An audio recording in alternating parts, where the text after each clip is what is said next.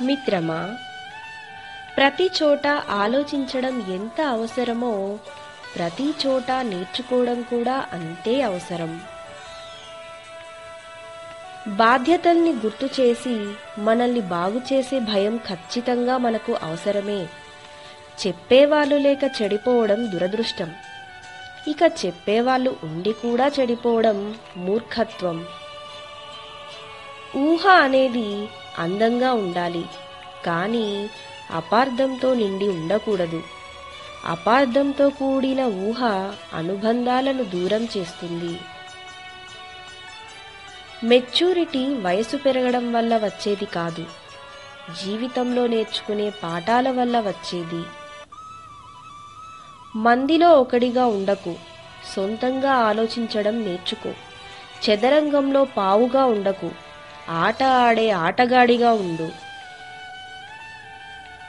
ఒక మనిషికి ఇవ్వాల్సిన టైంలో విలువ ఇవ్వకపోతే తర్వాత నువ్వు ఇద్దామనుకున్న వాళ్ళు తీసుకోవడానికి ఇష్టం చూపించకపోవచ్చు.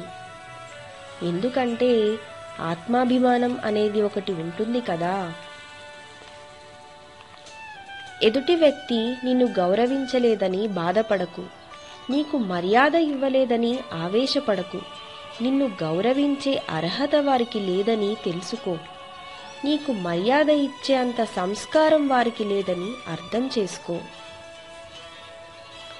మీరు ప్రతీకారం తీర్చుకోవడానికి ఎన్నడూ ప్రయత్నించకండి. ఎందుకంటే కుళ్ళిన పండు ఏదో ఒక రోజు నేలరాలక తప్పదు.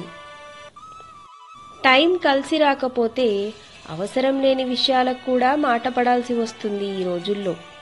కాబట్టి మాట కన్నా మౌనం మేలు.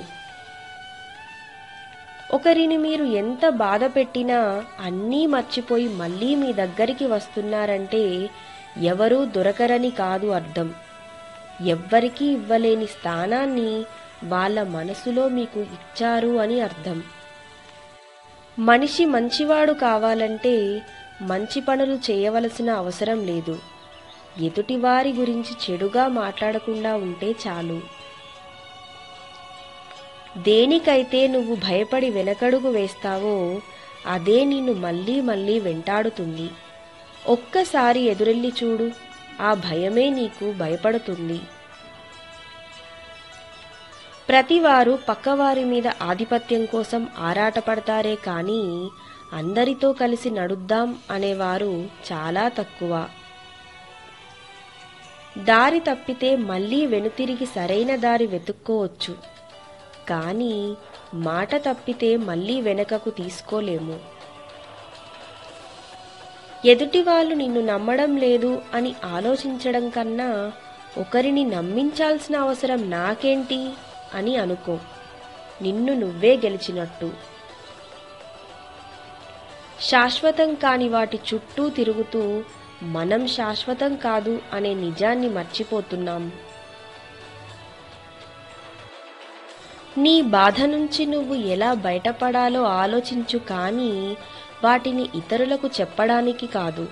ఎందుకంటే ఒకరి బాధలు వేరే వాళ్ళు తీర్చరు. జరిగిపోయిన వాటి గురించి బాధపడకు, జరగాల్సిన దాని గురించి ఆలోచించు.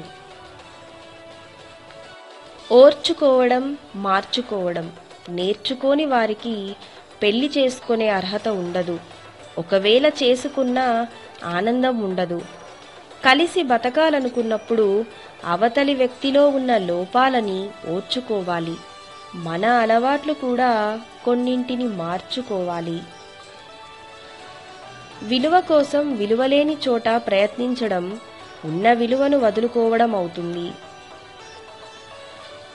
నిన్ను బాధపెట్టి వెళ్ళిపోయిన వారి గురించి నీ టైం వేస్ట్ చేసుకోకు. ఎందుకంటే అమూల్యమైన నిన్ను వాళ్ళు ఎప్పుడో కోల్పోయారు. ఏ రోజైతే మన మౌనం అవతలి వ్యక్తిని నొప్పించలేదు ఆ రోజే మనం తెలుసుకోవాలి ఆ వ్యక్తికి మనం అక్కర్లేదని. తెలివిగా మాట్లాడడం గొప్ప విషయం కాదు, తెలిసినంత అవసరమైనంత మాత్రమే మాట్లాడడం గొప్ప విషయం. కష్టం ఎవరూ కొనేది కాదు, ఆనందం ఎవరూ అమ్మేది కాదు. జీవితమిచ్చే అనుభవాలే కష్టసుఖాలు.